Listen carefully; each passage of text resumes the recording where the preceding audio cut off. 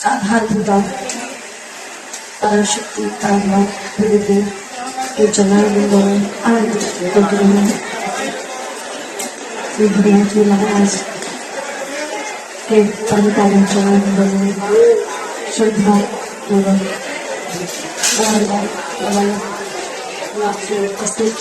निश्चित विशेष समस्त भारतीय शक्तियों के चरणों में आदरणीय समस्त प्रेमी के देवता ब्रह्मण पश्चिम आत्मादन आदिशक्ति और बीच मार्ग प्रयासों से जिनके पुण्यों के कारण, जिनकी श्रद्धा के कारण आज हम सभी के लिए पूरे जानते हुए भगवती मैया का सारे की बात होने जा रहा। आप सभी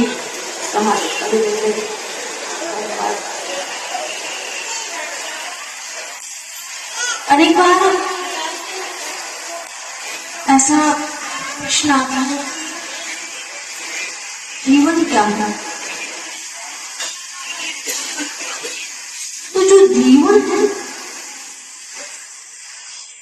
सभी के अपने अपने विचार में, सबका अपना दर्शन है जीवन के संदर्भ में। हमें ऐसा लगता है कि अनंत प्रवाह का नाम ही जीवन है, और उस प्रवाह का अर्थ ये नहीं है कि वो सदैव हमारे मनोनुकूल ही होता है, जैसे दिन और रात में निरंतर चलते हैं, और उसका अपना नियम का बात करें। सूर्य भी आवश्यक है, चंद्र भी आवश्यक है, दिन का अपना महत्व है,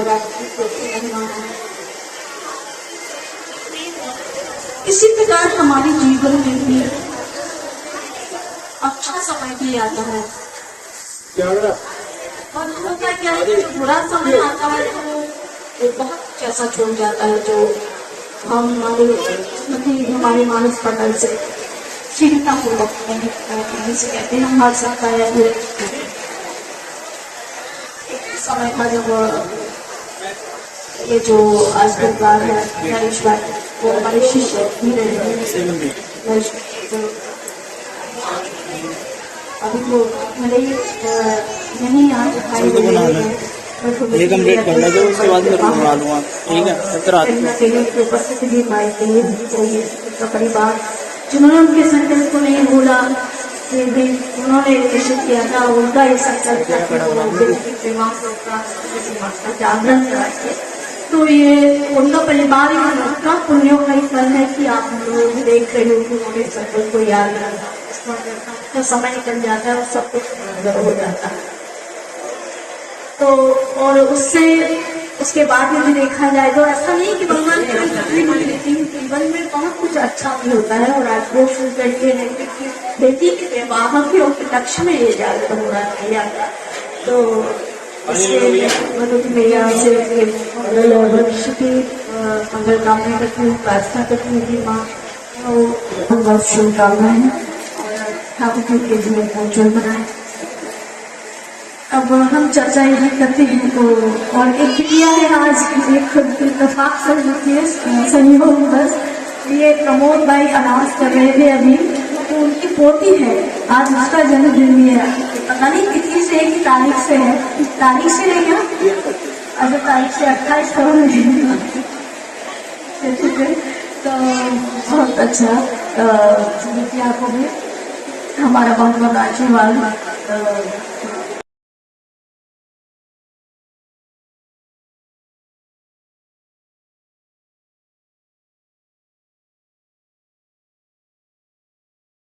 हाजिर लगाएंगे, इसे ही अल्प समय के लिए हम थोड़ा मैया के संबंध में चर्चा करना चाहेंगे, क्योंकि सबकी अपनी अपनी सेवा होती है। आपका आखिर अपनी सेवा देते हुए वही अपने कर कमला से उनकी सेवा करते हैं, तो लोग सेंटर भी कर रहे हैं, तो जिसको जो सेवा दे रखी है उसको वैसे ही करता है।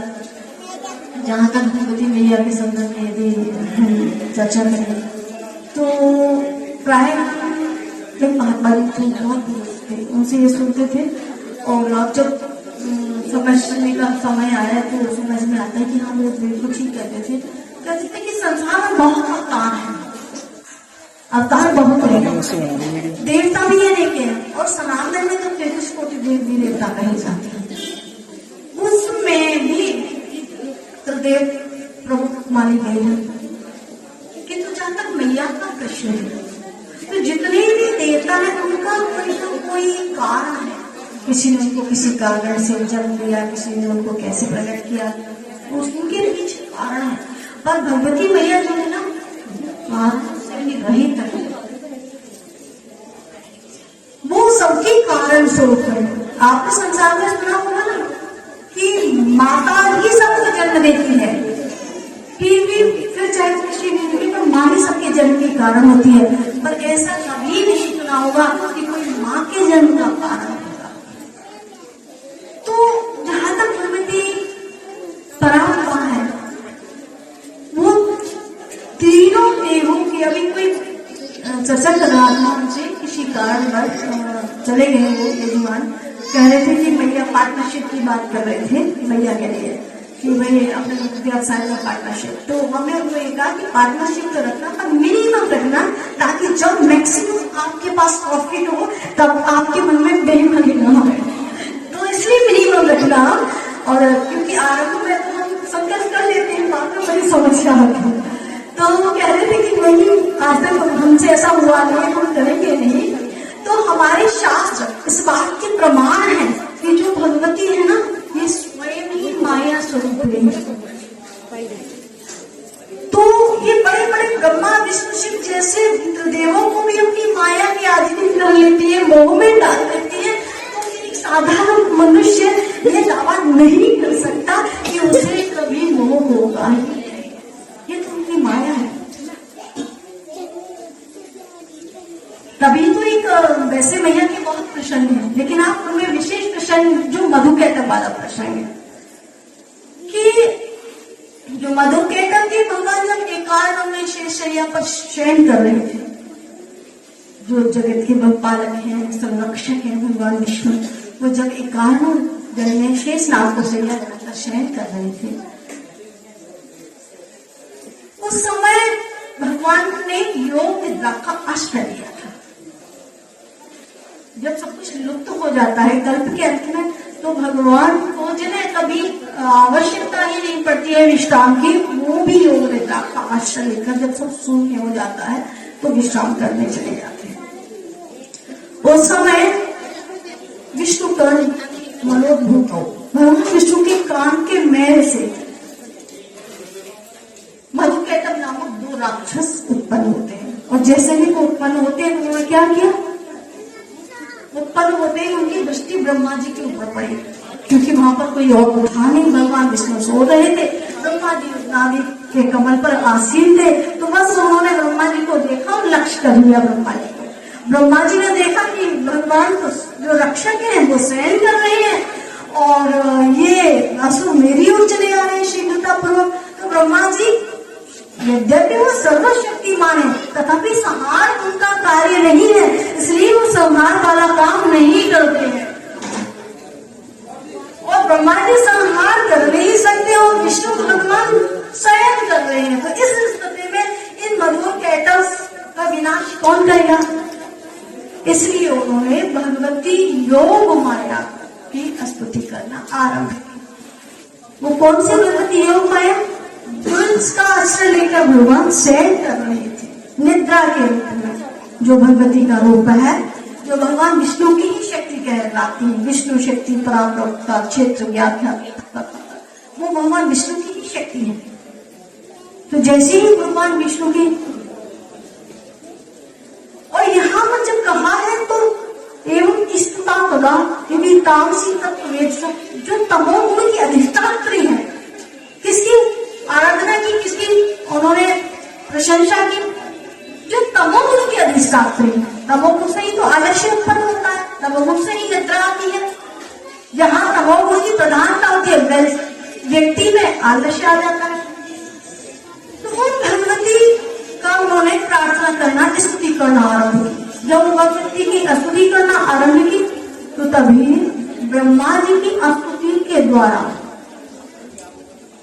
भगवान विष्णु के नेत्रों से, नासिका से बाहर निकल करके, इससे बाहर निकलकर अव्यक्त जन्मा ब्रह्मा जी के सम्मुख खड़ी हो जाती है। जब वो ब्रह्मा जी के सम्मुख आकर खड़ी हो गई तो भगवान विष्णु जाग गए। जब भगवान विष्णु जाग गए तो भगवान विष्णु के साथ बहुत थोड़े समय तो तक नहीं, मधु कैटभ का सहस्रान बाहुर कदरणों 5000 वर्षों तक निरंतर मधु कैटभ के साथ भगवान विष्णु ने बाहु युद्ध किया, संयमन युद्ध करते। और 5 सहस्त्र वर्षों में वो तो 2 थे, एक लड़ता था तब तक दूसरा विश्राम कर लेता था, फिर वो तैयार हो रहा जाता था। भगवान को तो विश्राम प्राप्त हो ही नहीं रहा था, इसलिए भगवान अधिक श्रमित हो गए। तो वर्णन आता है कि भगवान ने भी भगवती योग माया का आश्रय लिया, जिसके कारण कुछ तो उनको अपने बल का अभिमान था मधु कैटभ को, दूसरा महामाया के वृत्ति तिरछी करने से भगवती ने जैसे ही अपनी वृत्ति को तिरछी किया वो महामाया के प्रभाव में आ जाते हैं। महामाया भी वो भी तो मोहित हुए, जब मोहित हुए कुछ तो दर्द का दर्द, कुछ महामाया की ऐसी दृष्टि थी कि उसके कारण सब कुछ भूल गए और वो भगवान विष्णु से कहने लगे हे विष्णु, हम तुम्हारे पराक्रम से अत्यंत प्रसन्न हैं। नारायण, हम तुम्हारी वीरता देखकर अत्यंत संतुष्ट हुए, बता लाभो क्या होना चाहते हो। कहा जाता है कि काल दंड धर काम हमारा हर शील गुण बुद्धि आचारा।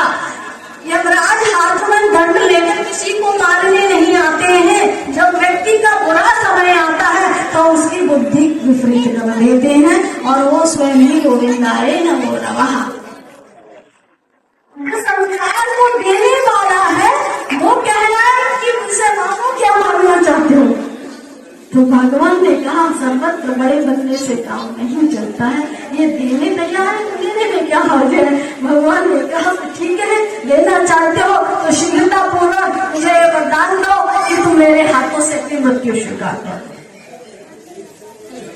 जब उन्होंने ये सुना तब तक महामाया भगवती जो थे उनका प्रभाव हट गया, उतने समय के लिए आया था। इतने में जब उनको सुनी आती है कि हमने क्या वरदान दे दिया इनको, हाय हम मारे गए, हमारे साथ छल हुआ है, हमारे साथ धोखा हुआ है। तो भगवान ने कहा अब तो तुमने ही मांगने के लिए कहा था और मैंने वरदान मांग लिया है तो तुम्हें देना ही चाहिए। उनकी वो इच्छा मृत्यु उनकी इच्छा के बिना संभव नहीं थी। तो उन्होंने युक्ति सोची, दोनों भाई दूर चले गए और सोचने लगे अब क्या किया जाए, अपने साथ इन्होंने तो छल कर दिया है, ऐसा क्या हो जिससे हमको मृत्यु प्राप्त हो। तो फिर दोनों मंत्रणा करके भगवान के पास आए और बोले हे नारायण, हमने वचन दिया है, हम अपने वचन पर स्थिर हैं, एक काम करना। वो क्या कि जैसे हमने आपका वरदान जो था वो आपको दिया है, विमुख नहीं हुए उससे, वैसे ही आप भी अडिग रहना। भगवान ने कहा ठीक है। वो कहते फिर भी हम आपके हाथों से मरने तैयार है, पर आप हमें वही मारना जहाँ पर ये जो पृथ्वी है तो वो जल से रहित हो, जहाँ जल ना हो वही आप हमारा वध करें। भगवान ने देखा यहाँ पे जल के कुछ है ही नहीं। भगवान ने कहा तो फिर ठीक है, आ जाओ, कोई बात नहीं है। प्रभु ने शेष की सैया पर विराजमान थे ही सही अपने चरण आगे बढ़ा दिए और भगवान ने दोनों को अपनी गोद में अब उनके शीश रखकर सुदर्शन चक्र से उनके शीश का छेदन कर दिया।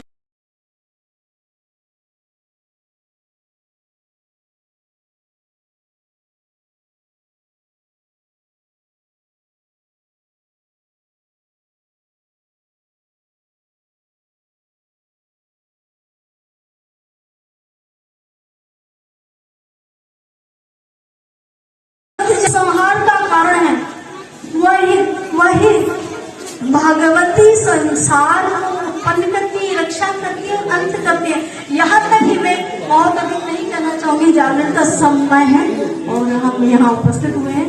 तो केवल एक बात आप सभी को ध्यान रखना चाहिए। किसी न किसी रूप में भगवती का अंश स्त्री सबके जीवन में होती है, वो चाहे किसी भी रिश्ते में क्यों ना हो, परंतु किसी भी प्रकार से स्त्री को अपने से न्यून नहीं समझना चाहिए। उसका एक उदाहरण मैं आपको, भगवान शंकर को कहा जाता है कि जगदीश साक्षात परमात्मा है, किंतु क्या वो चिता भस्म, वो चिता की भस्म भी लगाते हैं, भोजन भी उनका भांग धतूरा है, कंठ में डालने वाले हैं, मुंडू की माल, ऐसे ऐसी वेशधारी भगवान शंकर की जगदीश कहलाए। पता है क्यों? भवानी तो पाणी ग्रहण परिपाटी फल विनम। उन भगवान शंकर को भी कहा कि आपको जो महत्ता प्राप्त हुई है ना, वो इसलिए प्राप्त हुई है क्योंकि परात्मा के साथ आपका विवाह हुआ, इसलिए आपको ये पदवी प्राप्त हो गई है। ये महत्व है जीवन में स्त्री का।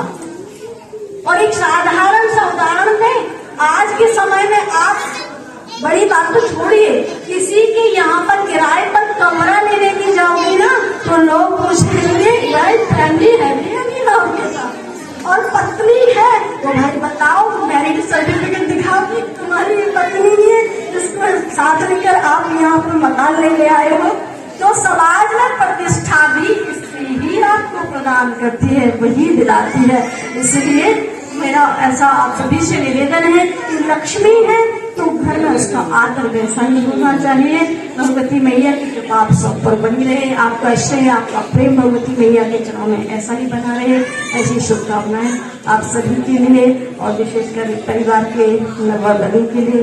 इसके साथ ही बाकी प्रोग्राम देखते हैं। बोलिए पराम्बा भगवती मैया की, श्री हनुमान जी महाराज की, श्री बाबा महाराज की। धर्म की, धर्म की, अधर्म का